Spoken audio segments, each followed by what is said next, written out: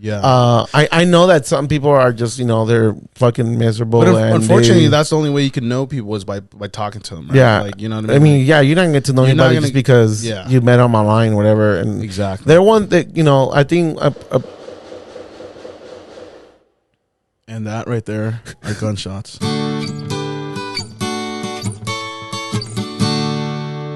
Hi, everyone. Welcome to a podcast of A Parallel Discussion. Is right here. Today, I'm here, as always, with my co-host, Turkey. And I am Lalo, your master. I wish you guys could have seen how hard it was for Lalo to start this podcast right now. It's almost like he had to snap himself into it. It's almost like you have to get into, I wouldn't say a character because I'm not playing a character, but it is almost like you have to get into it before you go on, before you start recording. You do kind of have to lift your level a little bit, right? It's like, as a regular person, you're like, you could kind of like slouch talk. You know what I mean? Like, yeah, it's almost like it's not that I don't want to do it today or anything. It's just I'm tired. And by the way, we're back to our normal schedule Friday because Lalo can't join us next Wednesday. So I could join you. I could do next Wednesday. I just wanted to have one more in our pocket to just keep the ball rolling. I mean, I guess we did have 1 day streak on the schedule of Wednesdays, but we're back on Fridays, and yeah. Well, whenever this decides to go out, I've had I watched Jurassic Dominion. Yeah, I think it's called Dominion. Just whatever, Jurassic World Dominion, I think. Yeah, because even the last one, it sounded familiar to this one, right? It's like, what was it called? Domination, and then this one's Dominion. Really? Right? Is that what it was? I don't know. The first one is just regular world, right? To me, they're all Jurassic Parks. You know what I mean? Like, they're all like the last three sequels are almost the first three because they go to their own little private island and shit like that. I think they should cut off any continuation of this franchise forever. I think, you know what? I think they should be done with them. I don't say cut them off completely. I say, because I think they do have cartoons on Netflix. Yeah. Like, do the cartoons. Like, that's fine. Yeah, because the cartoons you could do, it could be as goofy and as cheesy as they want to be. But in movies, you can't be that cheesy anymore. But you got to admit it. I did kind of call it, right? I was like, it's a little too much for one movie. Let me just say, Turkey hasn't even watched it, and he called out most of the things that I was able to captivate from watching the movie. I'll give a little. Give us a little spoilers. Too. I won't give out spoilers because I mean, if anybody, there's gonna be Jurassic Park fans listening to this, because we have a lot of fucking listeners. Of Jurassic Park fans, huh? A lot of Jurassic Park fans out there, y'all in the world, and the ones listening to it, the ones who love us, thank you. And well, anyway, my 2 cents on this movie, it was great seeing the old cast back, the original cast. I mean, it's not all of it, like Jeff Goldblum. Was it Goldblum? Yeah. And I don't know their names, but they're the guy who played Alan and the lady, right? I wish I would have seen the kids. Oh, they didn't bring the kids? They didn't bring back the kids. Oh, because it was weird because recently on Instagram, I saw, I think it was a picture or a video of supposedly the girl from the first one. Yeah. But she's like all grown up. She was at the premiere, so I don't know if she got invited just because she was part of the first one. Yeah, maybe she just got invited. Most likely I know that they didn't come out because I would know, like, nobody else caught it, at least in the movie theater. Yeah.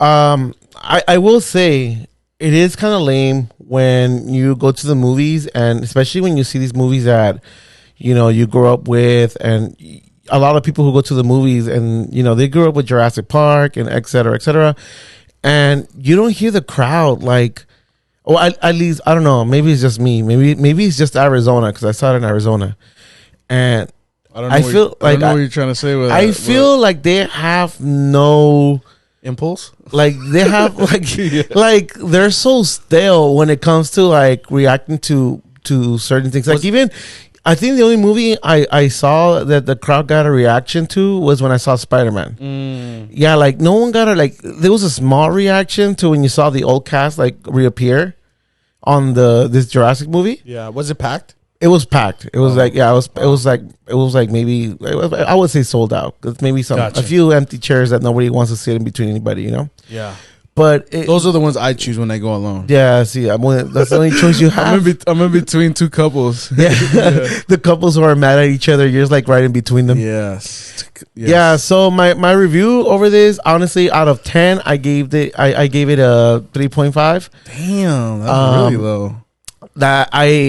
It could have gone worse. Damn. It could have gone worse. The movie was too long. Yeah. Way too long. Kind of similar to the Batman, a little too long. See, but the Batman, to me, I actually enjoyed this last Batman. Ugh. I really enjoyed it. It was something different. Like you know, we talked about this in our own personal time, but we're not reviewing Batman right now. We're reviewing Jurassic, and honestly, it did feel like two movies at once. Like I mean, there was like two main plots, and there was like at least like 2 or 3 side stories. You know what I mean? Like I think that's what kind of happened. To remember when we saw Uncharted, like we were like, "What's the plot here?" Like we don't understand where this is going. The thing about this movie, like they really like nailed the beginning. Like they nailed the beginning. They kept you like wondering. Okay, cool. This is pretty cool. Yeah. Some cool shots of like the dinosaurs like in the city now, and they're kind of like, you know, coexisting with humans and stuff.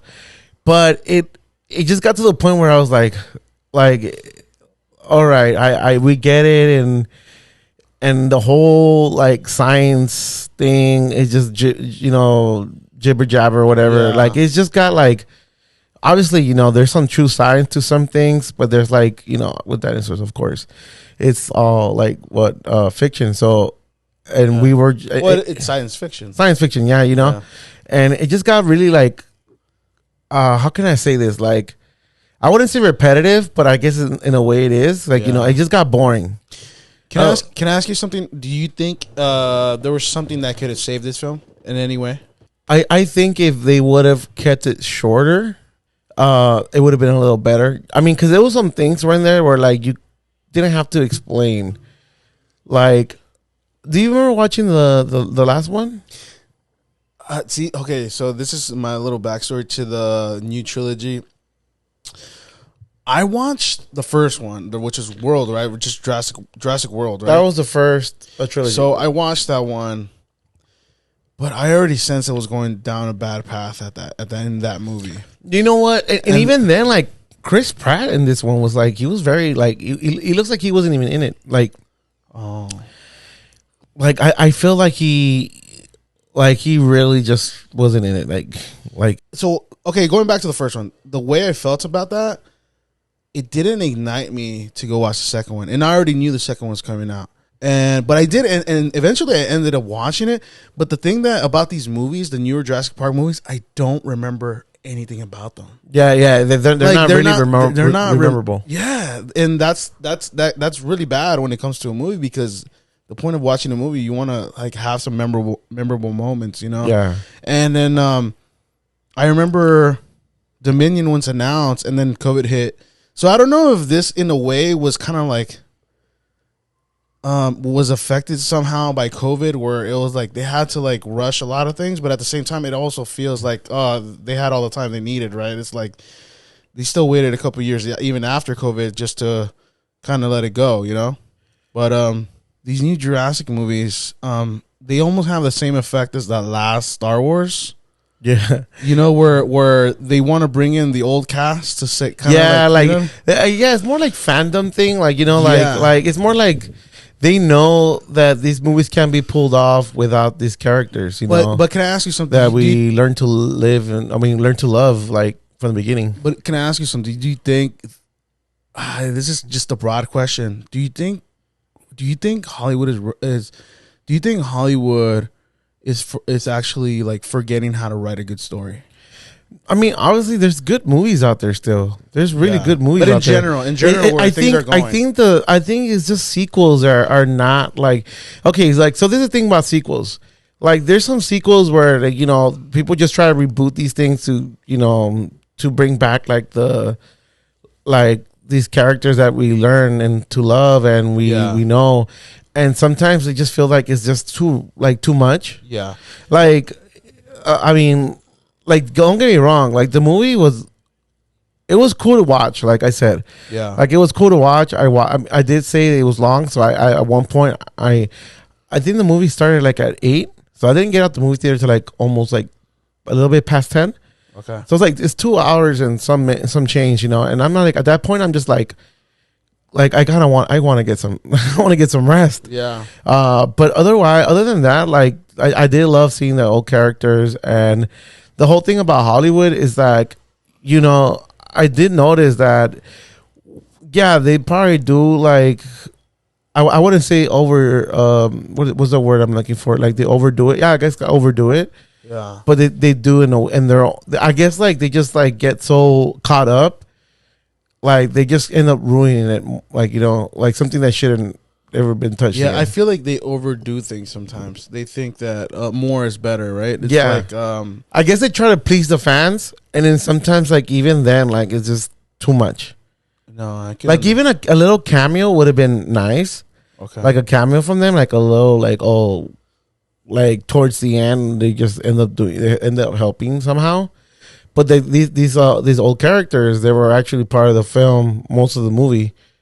So it really, like I said, it felt like 2 movies, like you followed 2 plots. Yeah. And it was at one point I they all, come together, but it was just kind of like, oh shit. I think that's what kind of happened when I saw Kong versus Godzilla or Godzilla versus Kong. It's like I was like, which one is the main story? Like I didn't even know where to focus, like cuz the main focus is like, oh, these 2 titans are going to meet, and then there's so many like sub stories that are like it's just they just want to get to the same place at the end. It just felt weird. It's kind of like we know how when you play like Grand Theft Auto and you're focusing, you have to do like this one big mission, but then you get caught up with like like punching like the hooker or something. Well, I don't know about that, but there's always like you always have to go to the main story mission, dude. I always leave that for last for some reason. Like I want to do like the side missions. Yeah, the side missions are always funner. And then I later I'm like, okay, I'll do this. Yeah, I don't know where we're going this. Yeah, no, but what I wanted to say is that like it was just too much to follow. Yeah, like at one point you're like, oh, okay, you're following the story, right? You're like, okay, cool, this is the main characters. Yeah, and then your not your cameos, but I guess like your second story with the cameos, like with the old cast comes in, and then it's just like it's like another like it's like you get lost and like okay, it's just too much going on, and you're like it's like your brain is trying to process 2 things in one movie, Yeah, and the other thing too is that sometimes they want to get so many fucking actors in these movies that like the stories just don't make sense for every character. And that's happened with a lot of movies. Like they don't really take their time. Yeah. I mean, overall, I give it a good 3.5. It's nothing new to this Jurassic saga or whatever you want to call it. It's like, I mean, I'm not a fan of like Lord of the Rings or how those were, but I'm pretty sure those were still better than these. Oh, dude, that's the best trilogy. Yeah, you know what I'm saying? Like I've never watched them, and I can already agree that those are better. The Lord of the Rings trilogy is the best trilogy of all time. Well, I feel like it's unquestionable. It even, I don't even think The Hobbit is up there, but the Lord of the Rings trilogy is by far the best. Don't even get me started on this. No, I do. Like, pour your heart out, baby. But at the same time, it's kind of a bad way to kind of wrap things up for the Jurassic World thing, because I hope so. Because even though I don't remember much about the first movies, I do remember the first one. It kind of made a big entrance. It was like, okay, this is the new world, and then in the middle, you're like, I see where you're going, but a lot of this is like it's like the genetic thing. They're playing that in every movie. That's always the message in every movie. Yes, like they're doing the whole, like after a while we just get it. Like it's like we don't have to keep fucking explaining that over and over and over. Like there's always like the mad scientists. And another thing I forgot to mention, like they have like a character, like it's like supposed to be playing like the bad guy. He really looked like he was based off Steve Jobs. He looked like he was a Steve Jobs. There's always the crazy intellect. That's too smart, or he's so smart that he wants to manipulate everything. And exactly. It's like I was like, okay, cool, yeah. But like I said, if you're gonna make a trilogy, you want to go out with a bang, and if you can't close it out, then I'm sorry, man. You're gonna have to shelf this for another 100 years, maybe, and then come back to it. Yeah, I mean, and if anybody who's watched the movie, like give us our first comment. So in a weird way, if you would see all the Jurassic Park movies from 1 to 6 as in a graph, I would say in the order they actually play is the order they actually go down in. So Jurassic Park being the highest, Lost World being the second. Oh yeah, like it actually scales down. Yeah, it scales down. It never went up. It never goes up. I mean, like the first movie of the trilogy. I mean, that's the way I see it, though. Yeah, no, actually, I agree with you. I mean, I'm pretty sure there's someone out there who's gonna be like, oh no, actually, Lost World was better, or whatever, the first of the trilogy. That's why with that movie, look. At 3, I already thought it was a stretch, and even at that time, I was young. I was like, but it was fun. It was fun to like. But there was even though like those like how we talked about how like even some movies are cringy to watch, like to rewatch. Like that's not one of those movies. No, man. Like those movies were not that cringy. Like even then, like they still had like their plot. Yeah, and they stuck to it. Plus, I think the actual author, the author that wrote the book that the movies are based off. I think there was only like 2 books, which is Jurassic Park and then The Lost World. So I think everything after Lost World is all screenwriters. It's all. So it kind of makes sense, but at the same time, I don't know. Yeah, I mean, I think you should still go watch it to give a maybe you might have a better perspective of it. I mean, like I told you, I'm bad with being a critic to a movie, and you know, a lot of movies I watch are just mostly comedy, and this movie, they have its little like cheesy moments that I like personally that gave me a little bit of a touch. I think there's a reason why I give it a little better rating than I think I would have given it. Hey, can I ask you something? Yeah. What's a movie you're looking forward now? Lightyear, man. Lightyear, you gonna watch it? Yeah, I'm gonna watch it. I think it comes out like in 2 weeks. And that's the first movie. That's gonna be the first, like the story of Buzz Lightyear. I can't believe they never thought about that before, right? I mean, it kind of makes sense now because I guess they don't want to do no more Toy Stories, right? Yeah, it makes perfect sense because they give them their own like a story to these characters' lives, Yeah, because you get a brief of that in part 2 when. I think you go to the arcade in part 2, right? Yeah, they go to the arcade and then like they try like fighting the bag. You kind of see the little backstory to Zurg. I think it's Zurg, right? The video game. Yeah, like and this is pretty cool. But it's almost like its own like its own thing, I mean, obviously it has nothing to do with about him being a toy. Yeah, it's just about him, about a cartoon about just Lightyear, Buzz Lightyear. Which kind of makes sense why they switched out Tim Allen for what's his name, Chris Evans. Yeah, Chris Evans, but it means the younger version of him supposedly. Yeah. So I'm not against it. I'm just saying it kind of makes sense. Although it would have been dope to have Tim Allen. You never know. He might peek out of here and there. Well, yeah, maybe he just might be like a little older. Or version of him. Yeah, I don't know, but that movie. I mean, I grew up a lot in the Toy Story era. Yeah. So I'm really looking forward to that those kind of side stories because I mean, it'd be cool to even see a Woody. Like him like in the Wild Wild West or some shit like that. Yeah, I don't think I'm willing to go that far yet, but you have a point. Yeah, like I mean, what other? I mean, obviously, the only sad part about it, like even if you do have like a side story like that, like an actual story about a character, about a toy like that, is that you can't really add like dinosaur or add like any other characters that were toys. Yeah, like Rex. Yeah, there we go. That Rex. You can add Rex. And a Slinky. It would be cool. You could actually maybe do a movie, Mr. and Mrs. Potato Head. But you can because they got canceled. It really did? I told you this last time. That's right. You told the me. whole Mr. and Mrs. You know what's weird? At my job on the campus, there's a Mrs. Potato Head there. Yeah, when I used to work in Universal Studios, I was able to drive like my golf cart in the back lot, and they had like a huge like Mr. Potato Head in the back. Oh, really? Yeah, they used to have like I forgot what else they had, but it was a big Mr. Potato Head, and whenever I got a chance, like when I would drive down there, I used to like just cruise around in the back lot. Yeah, like it was like one of the coolest things. Like it was. I mean, I wasn't like no very VIP to be wandering around there. I just kind of found my own time when it was like downtime. I just like driving down there. But it's like literally, if for those who have been to Universal Studios in the tram. And like you've been to the back lot, the tram ride, right? Yeah, the tram that like, dude, like so I pretty much like get to drive. I got to drive all of that. Damn. Yeah, and it was really fucking amazing. Wait, so you're a tram driver too, right? No, I wasn't a tram driver. No, I was a parking lot lead. So they used to give you rides. So no, I used to have my own golf cart. Oh, okay. I see. So I would take my golf cart to the back lot. Yeah, and then they're like, I remember there was this big ass hill you have to go down to, like just to get to the lower lot, because like Universal's on a hill, and then on the back lot you have to go all the way down the hill, and then like your golf cart sometimes wouldn't even like kick in like to go back up, so you have to get like the good golf cart to go up the hill, or and yeah, I mean those were good times, man. Like I miss those back lot stories. I remember even then, like they have like their own cafeteria.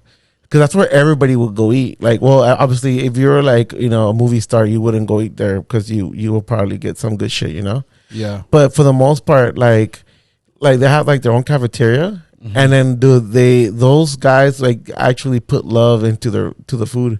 Nice. So I mean, it was like I would always go down there and get me like a deli sandwich, because like their deli sandwiches were delicious. Yeah. And like if you ever got a cafeteria food from like the employee side, that shit was just garbage, dude. Like everything was just like, it felt like something you get at a theme park anyway. Yeah. Like it was like, ugh.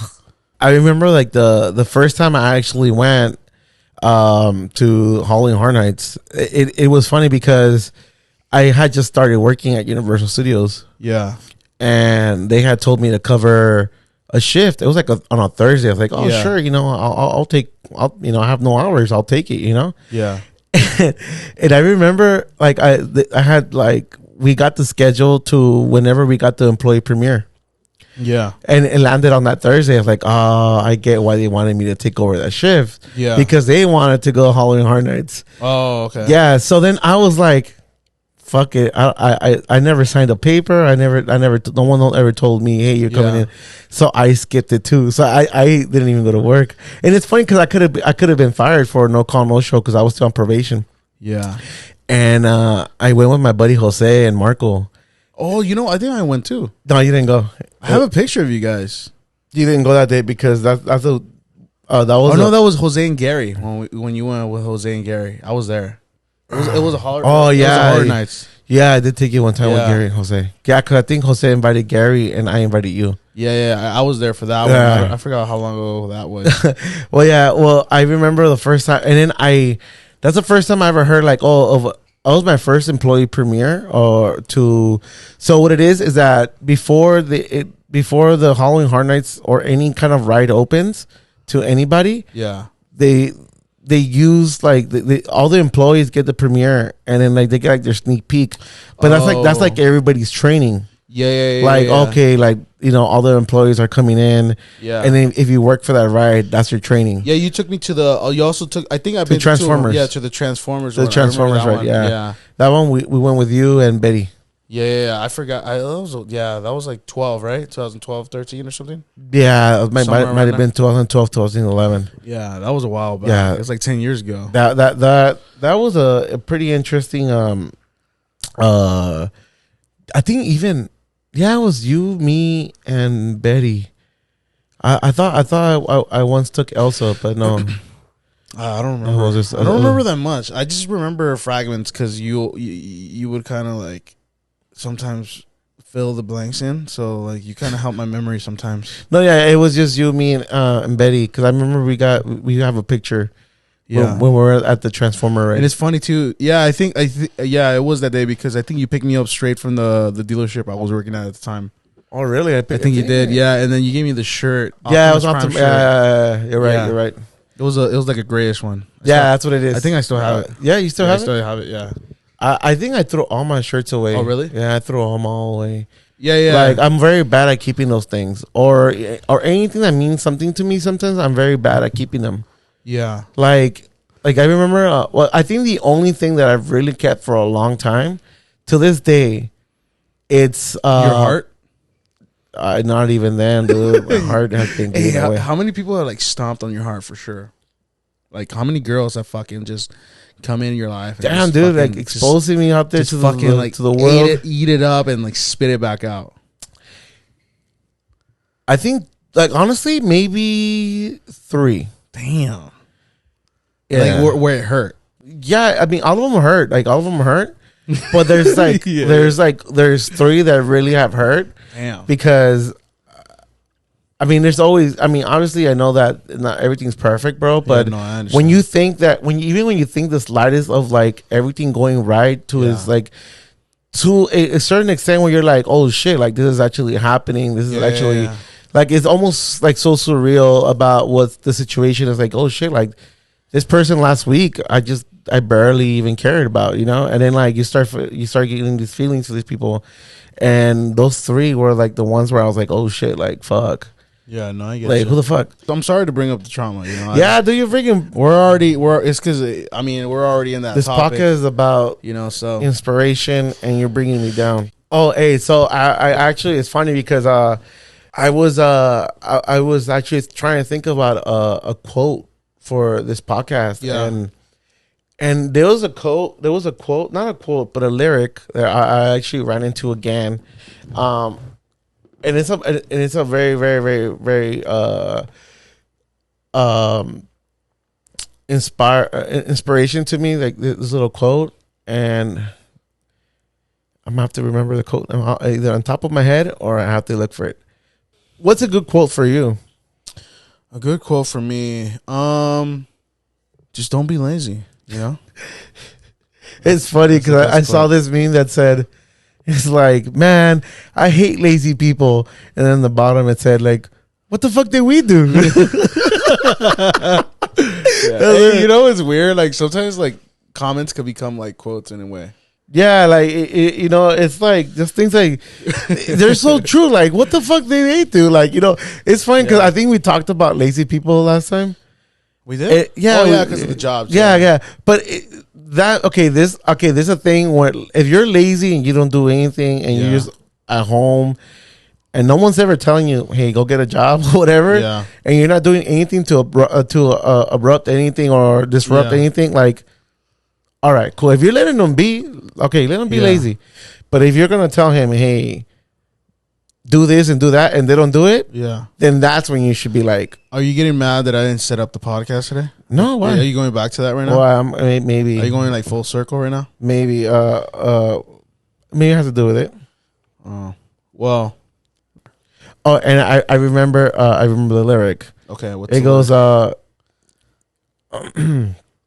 Sorry, here we go. Give the song name as well. The artist. All right, so the artist is Angels and Airwaves. The song is called "A Little's Enough," and this lyric, this part of the lyric is really like the part of that really captivated. It says, "I'm sorry to say, but you look like you're sad. Your smile is gone. I noticed it bad. The secret is if you let in just a little more love. I promise you this, a little's enough." And that was like really like a big key to me about how I feel when I feel down sometimes. Wait, you feel down sometimes too? Like, yeah, I feel down all the time. Really? A lot of times. Huh. There's times where like I even have like I told you, like I'm a very emotional wreck sometimes. I really am, and a lot of people do. I mean, I don't know if they get it, but it's because I'm very good at keeping this like facade of like me being happy. So what you're saying is you wear a mask every day? Not a mask. I would, because a lot of times, like I am happy. Like I am happy. Like I am like when I get up in the mornings, like you know me, like I sprout out of my bed and I want to just turn on the music or just do whatever I have to do. Yeah, I want to get my day going. And there's just times where I'm just doing too much, and I just catch myself like, fuck. I wish I was just like I don't know. Like I have a certain feel sometimes where I'm just like, oh my god, like what am I doing? Like, am I happy right now, or I'm just like pretending, you know? And there's times where I do feel like I'm pretending because I am having a shitty day, but I try to like just to like still be like, and then my happy train of thought. And then that's when you start playing The Pretender by Foo Fighters. Actually pretending. Yeah, dude. To be honest, I don't think I've ever seen you like going through like a sad phase. Like you don't see, like, I guess when you're sad, you're also smiling kind of thing. You know what? It like, this is the reason why I brought that quote up, or that little part of the lyric. Cause like, it's when he says, I promise you this, a little's enough. Like, even with that little bit, like, I feel positive about what I could turn this into again. Yep. Like I don't want to like I know sometimes people are just always so down, and they're always so down, and I know there's people out there who it's hard to control their human emotions where like it just tears them down and apart. Yeah. And I get it, like I know, but for me, I'm just different. Like everybody's built different. Yeah. And for me, it's like I want to snap out of it as soon as I can. Yeah. Because the moment the longer I'm in it, the worse that I'm always gonna feel.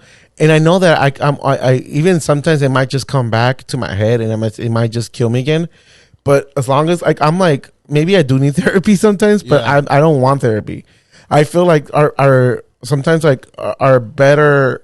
I'm better off like knowing that I did it without somebody, like without therapist. Like, you know, even then, like I think I've told you, I come tell you my problems sometimes, and you're like, and you give me like your own advice in it, and I'm just like, it makes sense, you know, I get it, you know. Yeah. And that's just the way how you look at the world, and sometimes like I need to hear that from you or from some friend, you know. But again, you said it correctly right now. You said it spot on to the point where I have to clarify on that. You said I give you my perspective of it. Yeah. So at that point, you have to realize that. But I mean, if I could relate to that, if I could relate, and if I could get attached to that, that's fine. And if I can't, then I'll be like, okay, I'll probably just get a snip of what you said.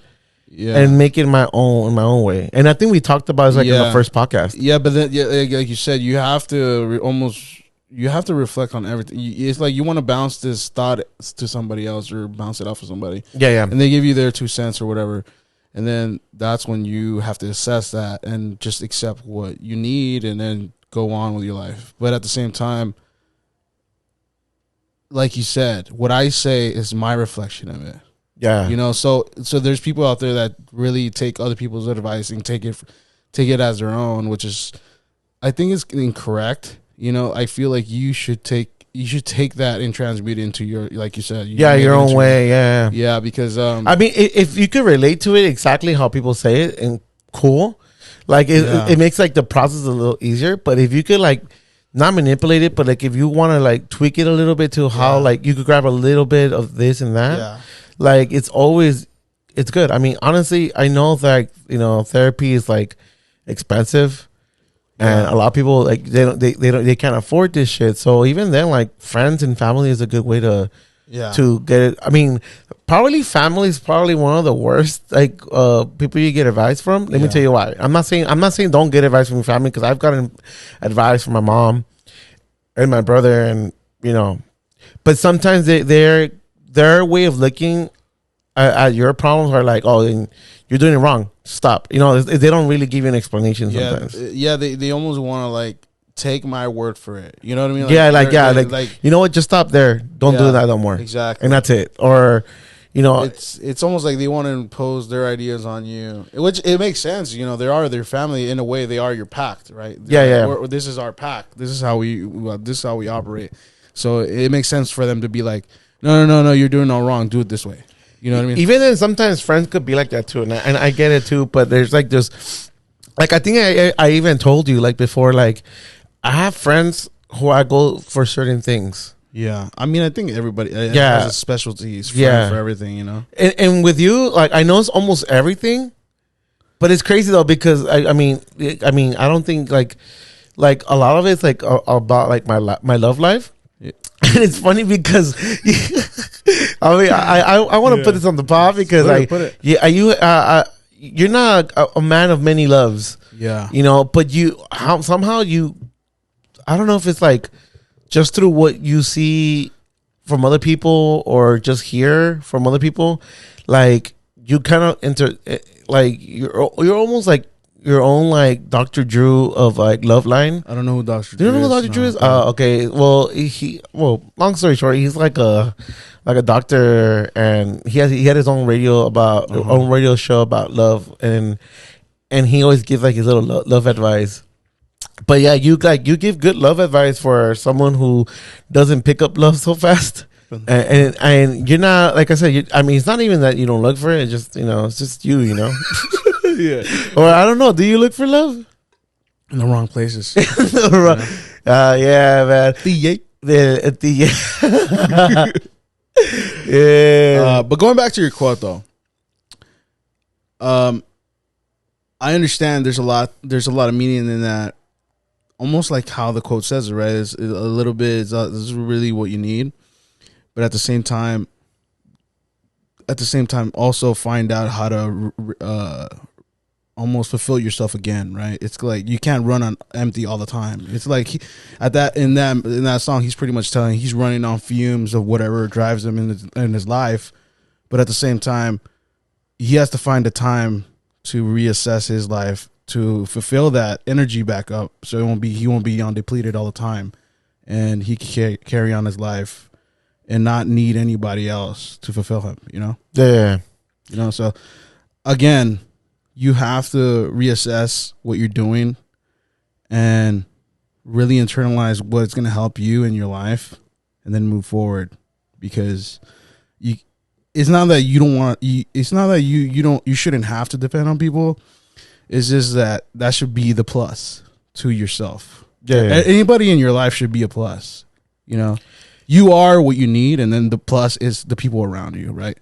And if there's people that you feel like drag you down or deplete you, then those are the wrong people to be around with. You know, I was actually listening to Joe Rogan talk to Andrew Schultz on a podcast. Joe Jogan, and he did say something that I never thought about in this whole new era of technology, social medias and everything, that sometimes we just like with social media now, it's like if you look at your friends on Instagram or in Facebook or whatever, you probably have maybe about over 300 friends, 400 friends. Or if you're lucky, if you're popular or whatever, you have over 1,000 or whatever, right?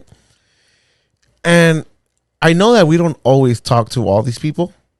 Like, we don't really communicate with these people, but our way of communicating with these people is like through a post, through something we type out, right? But I think what he was trying to say is that as humans, I don't think we were ever meant to communicate with so many people. I mean, it makes sense, you know. Like, I think he says something that, like, in our lifetimes, like, we have, like, don't quote me on this. Maybe I'm saying it wrong, but like in a lifespan of our lives, like we technically only really talk to no more than 50 people.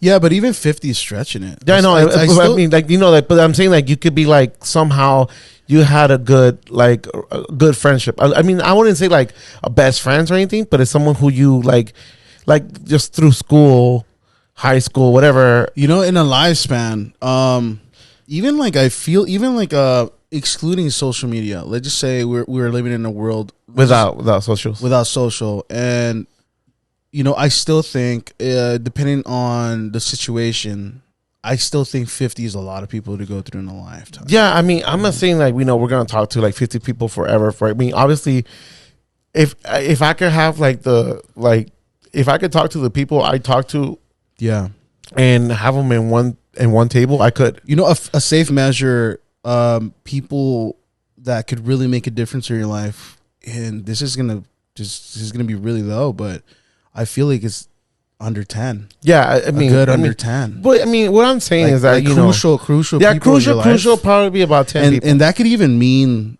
the opposite, which means people that have treated you like shit. I mean, because everything is a learning situation, right? Yeah. So they could even fall under that 10, but just because what I'm trying to say is like crucial, like people that have caused situations in your life to the point where you had to, again, going back to the change and kind of like realize, okay, who am I? This is who I really am. This is what I really like. And, you know, I'm going to go from this point on. So in that 10, it could be the good and the bad, right? Yeah. Well, within that 10 will be good and bad. Yeah. But I think like Joe Rogan was saying, whatever. I haven't seen that. I haven't seen that episode, or no, it's not even on his on his pod. It's on Andrew Schultz's pod. Gotcha.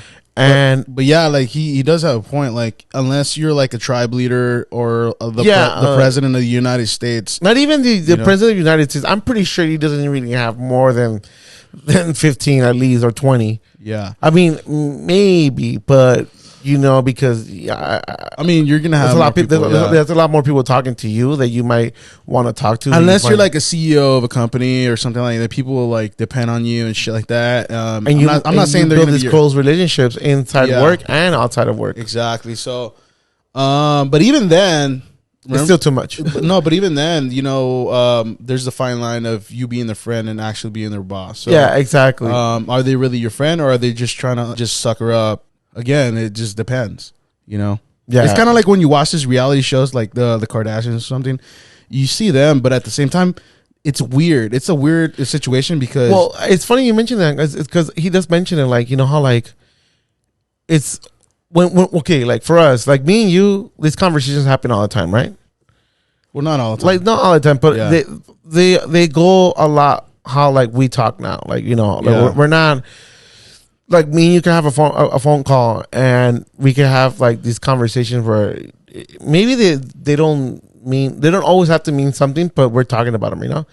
And that's one thing he does say, like, you know, they know, like, the keeping up with the Kardashians and all that shit, like, they know that the camera is on, and they have to like almost like fake who they are. No, because there's cameras on. That's kind of similar to where I was going to.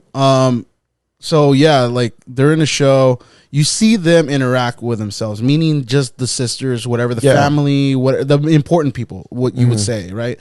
The people that the show is focused around. Yeah. But and then you see, when you look at the show carefully, you see the people that work under them and that are around them. Oh, I see. And it's weird because sometimes I catch myself just thinking like, being a super fan. No, like, just thinking like, the way that they ignore the people around them, it's like, it's almost like they don't exist. It almost gives you like a royalty vibe where they're literally talking their most intimate things in front of these people that supposedly are around them. But again, it goes back to that thing, like, are they really your friends, or are they really just suckering up because they know the dynamic of how far they could get if they become a yes man or something like that? Oh, I see what you mean. You see what I'm saying? Like, there's that suckering up. Like, you don't know if this person really wants the best for you, or is just trying to go up the ladder a bit just to get closer to you, because they know getting closer to the person grants them more perks in life, right? Yeah. I mean, how do you feel like... And one more example. There was an example in one of the episodes where I guess one of the Kardashians gets like a private plane. She gets a new plane. I guess she customized the whole jet like just for herself. It's just a plane for herself. Mm-hmm. Like, this is just how rich they are. But again, you see it again, like, these people around them, like, and it always presents them as friends. But like, you could even see, like, when they're talking about their stuff, how the other people react to their things. It's like, you know, it's like it's almost like the person that has to laugh at that person's joke just to, like, you know, just to feel accepted. You know what you mean? Like just like some guy who's just like in the corner there. Just laughs at the joke just to feel acknowledged, maybe. Yeah, and it's weird. It's a weird thing to look at sometimes. I mean, what I wanted to bring up to you, like sometimes, how do you feel? Like, I mean, I know we're still like brand new to this, and I'm learning. Like I'm learning as we go, and like, how do you feel like the moment this thing goes on? Do you feel like, because you know how you brought it up, how like it took me a while to get geared up, like in the beginning. Like it's not even like I was trying to like be fake, or I don't think I'm acting like anybody, like something like I'm not like behind this microphone. Yeah, but it almost feels like you do kind of have to prepare yourself like that. But but once we get the ball rolling, we're like, shit, like, all right, cool. Like, me and you are having a conversation like we always do. Now we're just recording ourselves. We actually have this on out for the public. Well, so how's have you found something different about what it is behind a mic to a conversation of ours? Well, first of all, this is unnatural, right? What we're doing is unnatural because we're getting ready to talk. Yeah. You know what I mean? Usually if you want to talk, you're just going to start talking. Yeah. And again, it's like, I wasn't calling you fake. I was just saying like, of course not. Before that, we were just really relaxed. So like, like when we talk, when we're relaxed, it's like, we're not this upbeat. We're not like, you know what I mean? We're not trying to sound so clear. The reason you want to sound clear is for the respect for your audience, right? No, yeah. And it's funny. Well, it's crazy because like that's one thing that I was like in my head. Whenever we're doing this, like, it's not that I'm like, I want to like sound like a certain, like different or anything to anybody, but I also want to be clear enough, like to But again, this is to the audience. This is similar. Like when we talk, like our slang can become more unique to just us, right? But when you're like at a party and you want to talk to everybody and you want to be heard, this is you, right? Right here. You want to be clear. You want to be loud. You want to be heard. Yeah. Right. So this is us right now. And I'm not saying it in the sense that we want to get attention. I'm just saying like for the respect of the audience, right? We want to come off not sophisticated. I'm just saying that we're just trying to we're just trying to be clear. Now. We're just trying to be clear. But yeah, nothing about this is natural, and that's why you kind of like it almost does feel like you're turning on. I mean, we do even then, like we do have to have this energy, even if like we didn't want to. Like this energy kind of has to go along with because you said this is not natural. So like usually our natural instincts when we're talking is our natural energy, kind of in a way, right? Yeah, like it is almost almost like when you put this on, like you kind of have to put on the extra boost. But see, again, like we were in a relaxed situation. Like we were just watching the new Obi-Wan, so we were relaxing. There was no speaking, so we were like, when we speak to each other, it's like we're just gonna tell each other whatever we need to each other, right? And then, but when the podcast comes out, we gotta get shit ready, and then there's that effect where you have to turn on the record button. Yeah. And then that's like the snap, right? Yeah. That's a snap in your head. Okay, we got to turn on now. Like whatever that means. Yeah. But it's not like we're being fake. It's just like we're just fucking turning the voice up a bit. We're waking up a bit because before that we're just lax. You know what I mean? Like, I mean, like we're still getting used to like, even then, like when we're having a conversation, I don't like, I don't want to step on you. You don't want to step on my conversation, even though you still have, Well, I mean, going back to the way we explain our language is like in real life, we're always interrupting each other. You know what I mean? No, but yeah, I mean, for me, I guess like that's almost normal now. Yeah. So, but when we're doing this, it's like almost like. Yeah, you kind of have to let each other finish. Well, this is, I mean, in a weird way, this is what like talking to each other has to be. We have to like listen to ourselves finish and just hear it out, process it, and then speak. Right. This is why I said like I'm learning a lot about myself just by doing this because, in a way, it kind of like it's not that I never listened before. It's like now it gives me time to listen even more carefully and really it gives me time to like just think about what I want to say. You know, so in a way, it is sort of a muscle. You know. Yeah, like I think I told you this. Even me, I have like a speech impediment, like or like I don't know. I don't even know if it's a speech impediment or maybe it is. I don't know. Like it's a lot of times either I talk too fast and I can't. You know, my words are not pronounced right, and I do have people sometimes tell me, "What did he say?" or like, and they hear something else. Yeah, they hear like a mumble or something. Yeah, like a mumble. You know, like, and I probably still have it. I mean, it's not gonna go away.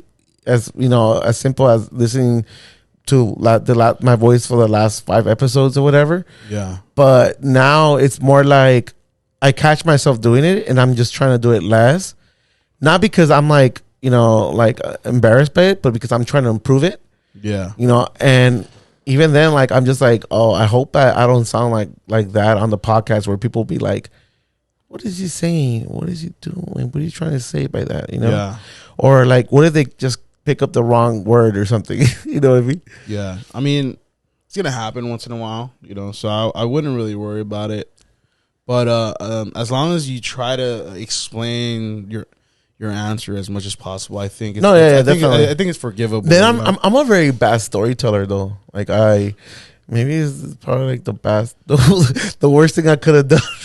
Podcast. Yeah. No, but I mean, like I said, like we are learning from all this. Like yeah, and we're improving. I mean, I feel like I'm improving just talking to people. Like sometimes I even talk to people just because I like talking to people, and maybe they're like, why is he talking to me? But now it's just like I get to talk to the world without them. Yeah, and I'm the complete opposite. I try to avoid talking to people, but I understand it's needed in this world. So I understand we're not telepathic, so we have to express ourselves. So that's why I have to speak. But other than that, like I'm the opposite. I try not to talk. Yeah, well, you know what though, like. Because I've brought you around like my closest friends, and you know, and they became your friends too, you know? Yeah. And you have a good way of like filling in like part of the group, you know? You're not an outcast. Yeah. Like you always find yourself like talking to these people. It's not like you don't talk to them, you know? It's like even if I bring you to like a new group of friends or whatever, like you could find something to talk about with these people. It goes back to the language thing. I look at a language as an art form, right? You know? But I do see it as an art form because a lot of people would say, "Oh, you're fake because you're changing your tone for certain people." I could see why that would come out as weird to some people, but to me, I've always done that. It's not that I'm a different person. It's just that I just carry myself differently. I'm glad you brought that up because. So there was this person that I was talking to, and when I met this person was like, hi, this and this, and hi, you know? Yeah. Then I finally got to like be with the person. Yeah. And everything just changed. Like, like why do you say hi to a lot of people? Like that's what they told me. Yeah. I guess that's what she told me. Yeah. Like, why do you say hi to all these people? You don't have to talk to these people. I was like, what? Yeah, like when I met you, you said hi to everybody. Yeah. Like, I mean, that's the reason why I ended up like talking to you because you say hi to me. But but I feel like that's the dark side of it, like where people are try to become deceptive enough to be led into a group. I don't do that for that. I just do it to resonate with people. No, I mean, like I said, like you know, I think we all need to like find out a good way to be better people. Yeah. I know that some people are just, you know, they're fucking miserable. But unfortunately, that's the only way you can know people is by talking to them. Right? Yeah. Like, you know what I mean? I mean, yeah, you're not going to get to know anybody just because you met them online or whatever. And exactly. They're one that, you know, I think. And that right there are gunshots. Holy shit. Yeah. Guys. Holy fuck. You guys are witnessing this. All at first hand. Yes, we're not cutting. Those are our alarm clocks every morning and afternoon. We're not cutting this off the pod. Yeah, we're leaving this in the pod. So hey guys, welcome to our ghetto parallel. This is the ghetto parallel universe, where you hear gunshots in the middle of a podcast. Just for we put it in people's perspective right now, it's 8:26 p.m. On a Friday, and let me just say this: we're not even in the most ghettoest part of LA. We're literally at the outskirts of LA. We're like at the tip. I would say like at the tip of the what's considered the valley of LA. This is where like literally like where this is where like both worlds of like the world of like, dude, this is nothing right now. The fucking helicopters are gonna come in a bit. I know, and you're gonna hear them. This is literally welcome to a parallel podcast news. We're here live, and for those who have like, I mean, do you still have your Citizen app? I never got that. Oh, you never got Citizen app? Never cared for that. Oh man, thank God you didn't get it, dude. It's funny because for those who have it, obviously. Well, for those who don't know what the Citizen app is, it's pretty much like a social media of like the shit that's going down around your hood. Like, you know, like you'll get notifications about like, a guy got stabbed on the corner of X and X street, right? X, Y, and Z street, whatever. Yeah. And it's funny because one time I was leaving to work. Yeah. And in the morning, I get an early message. I get a message from Citizen that says, a guy, I mean, I don't know the exact words, but it was like a guy running naked is like in the corner, like literally the corners of where we live. Yeah. And I'm like, okay, I'm driving out. I'm like getting my car, and I did not see anything. So I don't know if people are just making up these stories. Yeah. Because that's like really absurd. You know what? That's what I always thought about the Waze app. Remember how they would say, "Oh, there's a cop in." It's a cop, and then it wasn't a fucking. There was cop? never there. Like I just.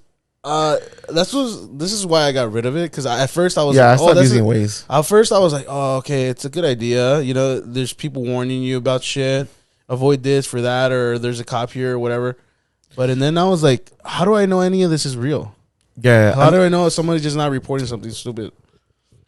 It was there was signs where it would be correct, but it would not be in the exact same pinpoint where they were at.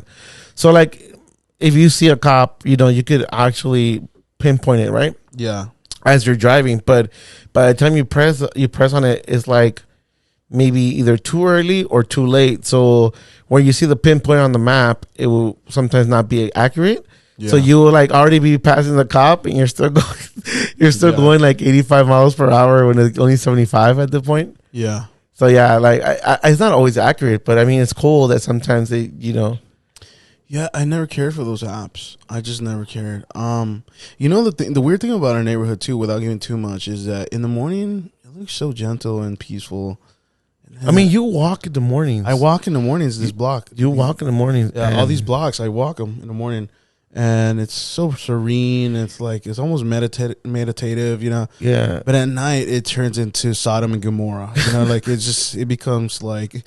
The fucking ends hell itself. You know what I mean? Like it's just, no, but it's crazy though, because where we're at, like it's almost where like two worlds collide. You know, like all this right here, all this area where we're at, where we're at, it's it used to be all Latinos. It pretty much, it was a lot of gang. It was a lot of gang. Oh yeah, I knew there was a lot of gang activity. There was a lot of gang activity here, and then little by little, I know obviously, you know, there's a lot of like white folks moving in here now. Yeah, thank God for gentrification. Right here, like, yeah. but I don't know. Like I see. I grew up around this kind of activities, like in my old hood. Like, yeah, I mean, me too. Like I grew up around 18th Street. I grew up around Harpies. Yeah. I was used to all that, seeing all that shit. I remember, actually, speaking of that, there was that chicken spot in front of that nightclub. You know, I don't want to give the streets away, but if somebody figures it out, Olympian, I think. La Boom? Yeah, I remember one time I went there. La Boom. Oh, like there was a little plaza. There was a little plaza there. Yeah. I know what you're talking about. Okay. Yeah. So I went there. I went there to get like the famous chicken, fries, and salad. They used to have there. Mm-hmm. And I remember just walking in there, and then I ordered my shit. And I sat down. I waited, and then out of nowhere, I see this fucking cholo, right? Mm-hmm. Fucking tatted, like face and everything. I was fucking scared, dude. I was scared because I was like, this is no regular cholo. You know, this guy's seen some shit. You can see the demon in his eyes. Yeah. You know, so I remember we made eye contact, but I was trying to play it off like as the beta, like, you know, just put my head down when as soon as he looks at me. Don't make too much. You know, like I played a little bit of the animal kingdom there, like make him feel like he's the alpha in the room. Like I don't want to come off like you know, because when there's two alphas in the room, that's when they stare down each other. You know what I mean? So I was like, from? Yeah. So that's I already knew that. Like I'm not trying to be checked anywhere. I was just trying to get my plate and get the fuck out of there. So I remember I just baited out, and yeah, that was my little story. And that's the story for today. You know, it's a funny story because when I used to live back in like my mom's hood, and I remember I used to hang out like I mentioned it before, like on the back of my house there used to be a lot of like gang activity. Like literally it was 18th Street. Yeah. And a lot of these people that I grew up with, they were all gang affiliated. But they would hang out with us. I mean, like if we were playing, they know you. Yeah, they know you. They're like, they know you. Oh, hey, dude, Lalo, what's up? And they brought like their own football or like soccer ball or even a baseball. Like we'll play with them, and you know they were like cool people. Like to me, they were like almost like close friends to me. Yeah. But I was never gang affiliated. Like, well, I think where it becomes the issue for them later is like if you are the age of it, or if whatever the age is considered for them, 16 and up, whatever. And if you're hanging around them and you're not affiliated to them, that's disrespect. So you're there, to them is like at that point they're gonna be like you're either in or out. Yeah. You know, it's like we don't want anybody not affiliated to us around us. Well, I mean they never. But for the little kids, I could understand. Like, oh, I was probably like the neighbors' kids. I was probably like I would hang out with them between the age of like 10 and 15. Makes sense. And I never. I mean, there was a time where I was kind of like going in the wrong path, but my mom whipped the shit out of me, and she literally whipped the cholo out of me. You know, and I was like, I don't want to get whipped again. I'm not gonna become. I'm not fit for this cholo life. You know, but the story is that we used to hang out with these cholos in the back of the on the block, pretty much. Yeah, and there was one time where like one of the neighbors that I guess his son came out of jail. Yeah. And he was like in his 20s already. He got out of jail, and actually it might have been juvie. He got out of juvie and he went to go live with his pops because the mom didn't want him anymore. Like he goes like, hey dude, you know, you gotta deal with this cat. And like I'm not gonna take care of him anymore. So he moved over to our neighbor's house with a dad. And at this point it was like literally another cholo from another gang. Mm-hmm. And luckily, like the other cholos never really give him shit. Actually, that reminded me of a story. But keep going. I'll say this one after. Luckily, these cholos like never fuck with him because they knew his dad. They knew the dad. So like, hey, you know, don't fuck with him. He won't fuck with you. You guys are cool. But I remember one time, like we were chilling in the back, and it's literally me hanging out with him in the back. He's like riding his bike and he's smoking weed. This is like maybe early 2003, 2004. Damn. And like I remember he was like he started smoking like pot and shit, and a cop passes by. What I did, I was such like I was hanging out with him. I mean, I wasn't doing anything. I didn't smoke pot with him or anything. Yeah. But I saw the cops, and I'm like, I fucking booked it. Really? Yeah, I booked it. I don't know why, because I was hanging out with him, I thought I was gonna get in trouble too. But I don't know why I booked it. Maybe it looked even worse. Yeah. I think even my older brother was with us. I want to see my older brother. My older brother. Yeah. And then I booked it, and my brother stayed behind with that guy. And the cops got out of their car, and I remember as I booked it, like he threw the fucking baggie, like the little what do you call them, nickels? A bag into like the fucking grass, and they used to have like this big like a patch of grass, so it ended up there. And I remember I booked it like to the corner. The cops never chased me. Yeah. the cops never went like, "Hey, come back," you know? Yeah. Hey, what the fuck? And then I was like, and I saw the cops there. Like I peeked my head out like around the corner, and I was like, the cops are still there. Like fuck it. I mean, they're not even looking for me. Yeah. And I went back. And I remember As soon as I got there, they were taking him in already because they found the stash. What happened to your brother? Mom, he was just there. Like I don't know. They didn't do anything to your brother? No, they didn't do anything. They never told. I guess because he didn't look gang affiliated, so they didn't even like question him. I think that's the reason why they didn't even go after me. Yeah. But I remember just booking it. I was like, oh shit, this is it. This is it. I would get in trouble. Damn. And then but that was like was around the park in the back? No, not even. Just like on the back steps, on the back of the building. Oh shit. Yeah, because we were always chill there, and you know how that's like that big patch of grass like in the back, which now like they made all. That's all 8. There you go. I mean, that was 10 minutes later. Yeah, and there goes the chopper. Yeah, it's like about 10 minutes later, dude. Yeah. Oh yeah. Yeah. So. Yeah. That was my Cholo story for today. Nice. What do you got?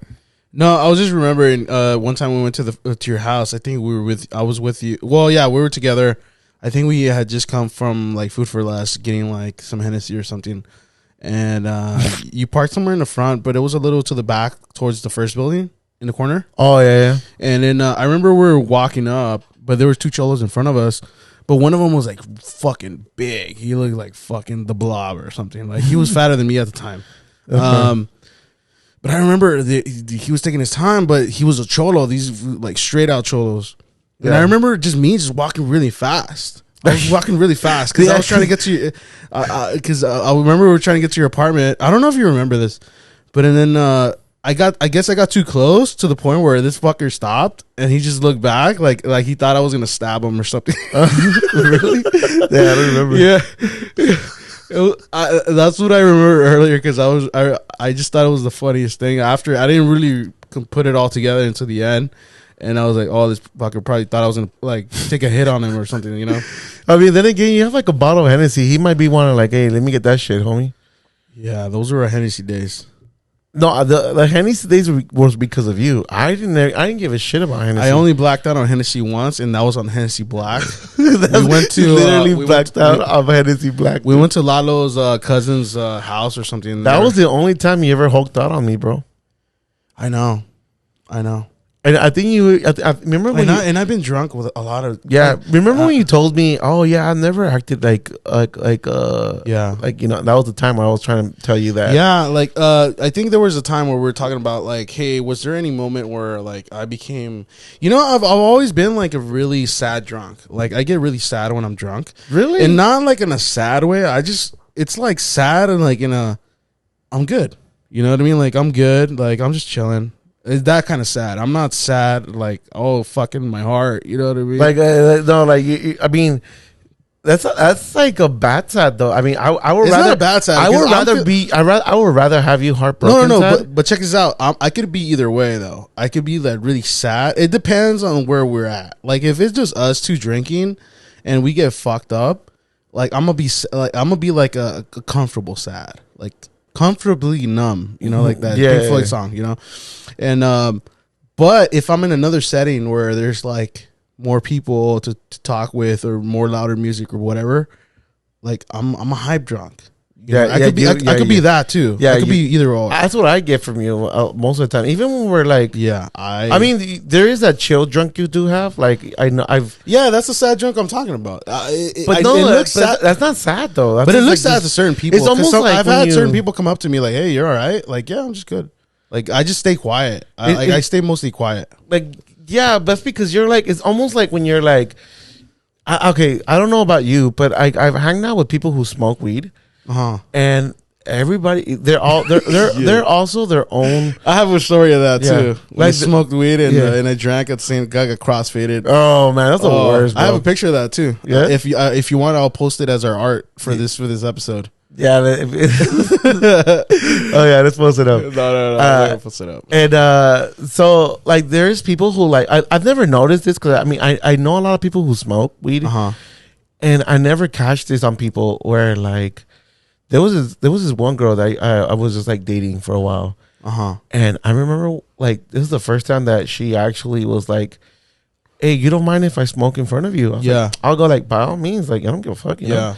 And so she smoked pot, and then like I remember like her just being so quiet. Yeah, And her high. I mean, her natural way of being is always like, oh, hey, let's put music. Let's do this. Yeah. You know, and then she finally she got high, and then we're listening to the music, and I'm just driving, and she's just like quiet. Yeah.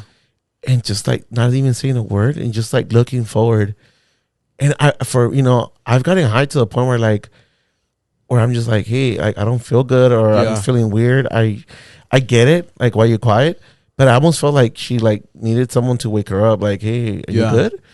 And I remember she goes like, she got mad with me because she goes like, hey, you're ruining my high.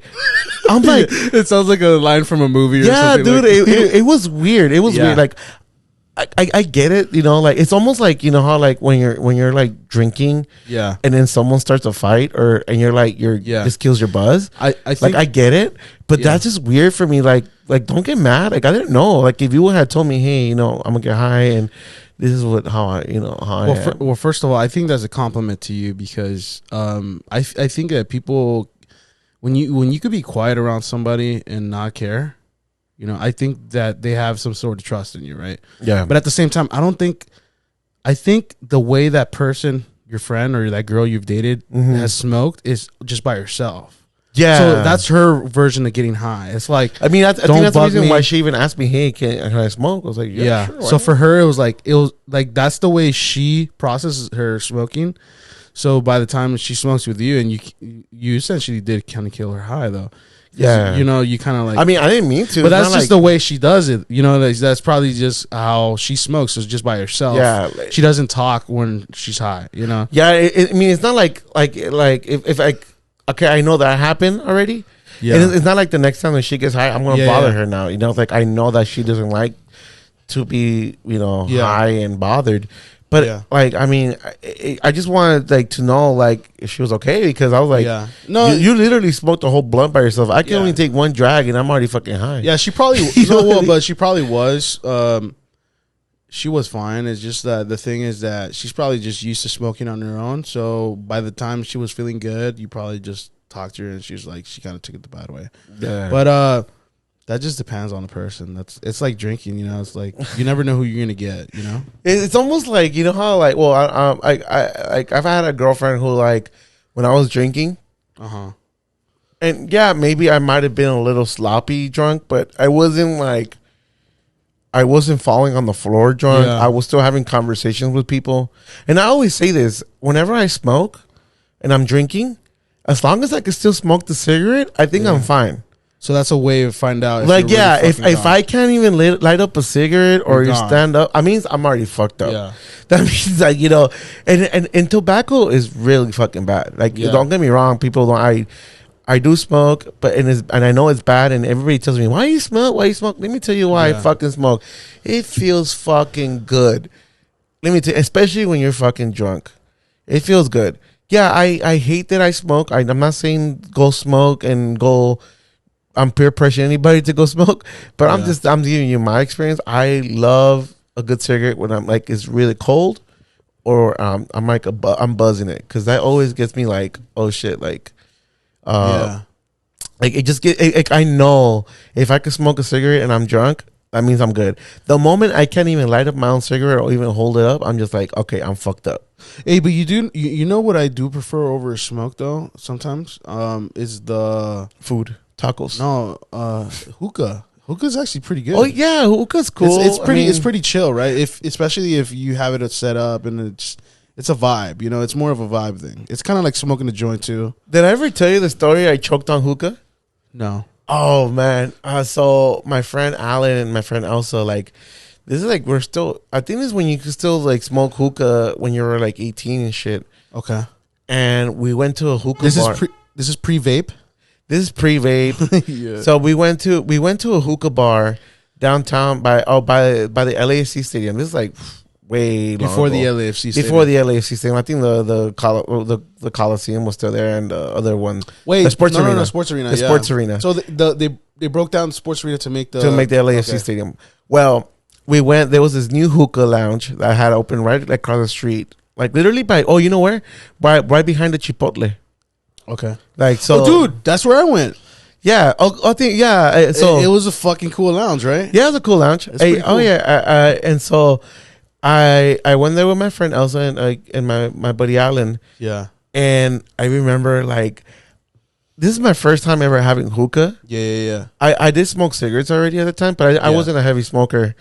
But I remember like, oh, fucking everybody's doing this shit. Like, oh, yeah. Dude, I took a sick like drag so I could be cool and blow out this big cloud of smoke like everybody else was doing.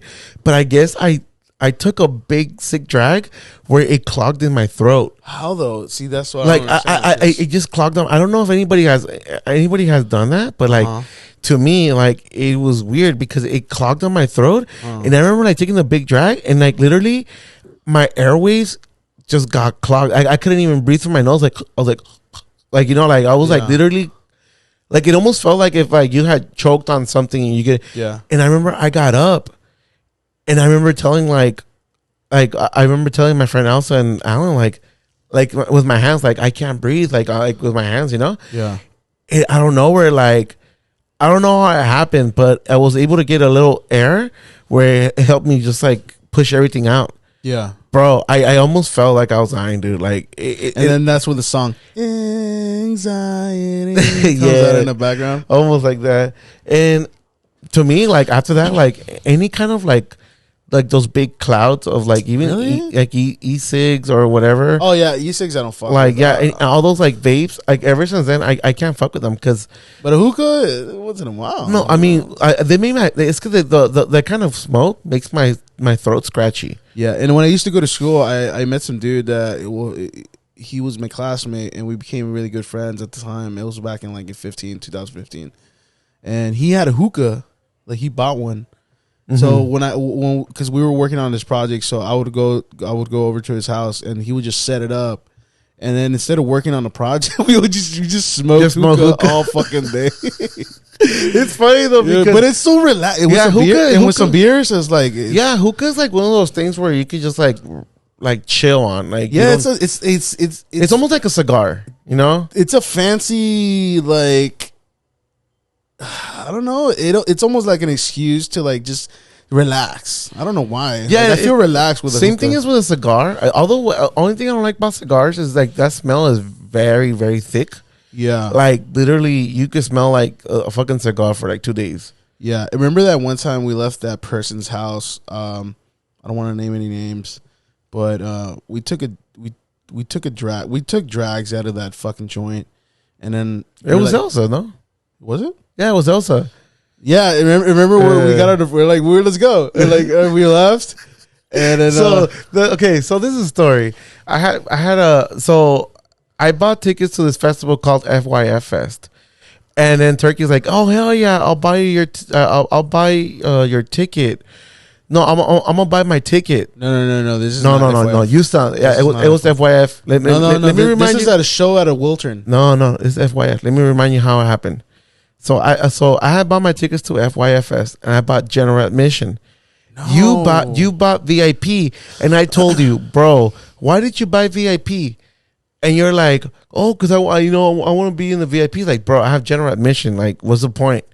And so Elsa was like, hey, I'll buy that ticket. And and then you ended up. I don't know how the hell we ended up buying another VIP ticket, or I don't know if we bought it off someone else or whatever. But I remember we got another VIP ticket because I had to buy a VIP just to be with you because you had bought it. I had bought general admission. First of all, oh babe, yeah. So fucking. So I ended up selling my ticket to Elsa. Yeah. And then while we went to go sell the ticket to Elsa, she was like smoking pot. She's like, oh, we want to smoke. Yeah. And then I remember like, all right, cool. And then we're like, all right, we're finally like, I guess we're leaving our house and we're like, we're fucking baked. Yeah. We're fucking baked. No. But the funniest part about everything is when we got on the freeway. Yeah, like, that's what I was going to right now. Like, we were going, for those who live in LA, like, there's those tunnels on the between. No, it wasn't a tunnel, bro. No, it was the 10. No, you got it by your house because you had to drop me off back at because I used to live in South Central still. No, dude, you weren't living there. You were already living around this area. Because I remember, we were driving on the 110, and we drove through the little tunnels right before the 5 freeway. And I told you, bro, I feel like I'm on light speed right now. And I just feel you just feel like the lights going through your body. Yeah. And dude, I was like, it was so surreal because it started happening. Like, the only way I could explain it is like when in Star Wars or Star Trek, where you see the stars trying to start to stretch. Yeah. And like it looks like you're going through warp speed. Yeah. That's how it fucking felt like to be on a freeway. But it was funny though, because I'm just like, oh man, bro, I feel like I'm going through light speed. Yeah. And every hair on my body was just like literally tingling, like tingling and shit. Yeah. And I'm just like, holy fuck. Like it almost felt like I had Chewy next to me and that was you. Yeah. But yeah, it was a feeling that I had never experienced, and I had smoked weed before that too. So I don't know, like maybe it was like a heavier strand. I don't know. I have no idea. But I remember the first time I got crossfaded. I remember it was my friend Gary, and I think I was barely like, I think it might have been like 19, and that's like the first time I ever got really fucking drunk. So I was already drunk. I was like a 4th of July.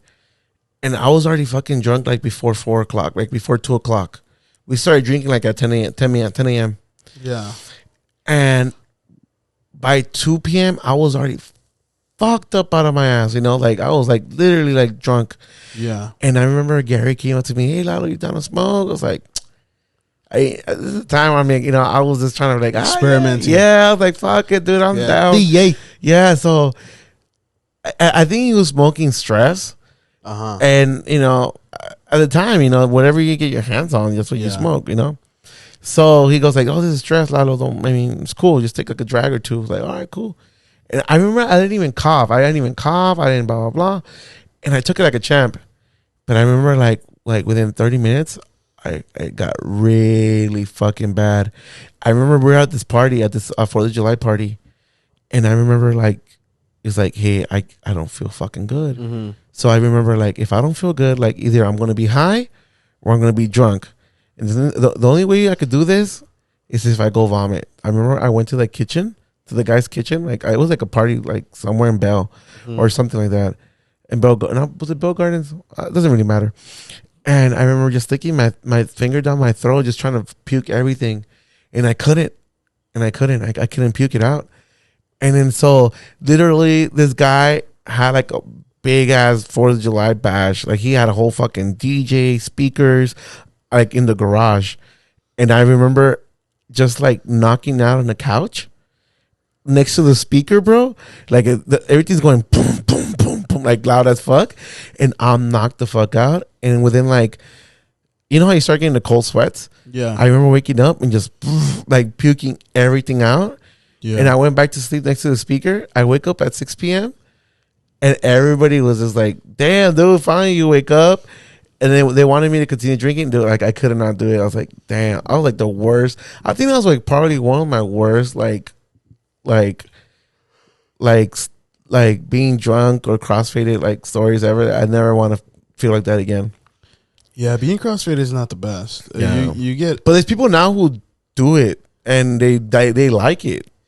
Well, I mean, like they're like so immune to it or something. But it's like anything, you build immune to it. Yeah, but I mean, like the first time you kind of do it, it's the worst. It's kind of like a sampler of everything that could go bad in a hangover. Like, you know what I mean? It's like the worst hangover ever. It's like your head keeps spinning and spinning and spinning.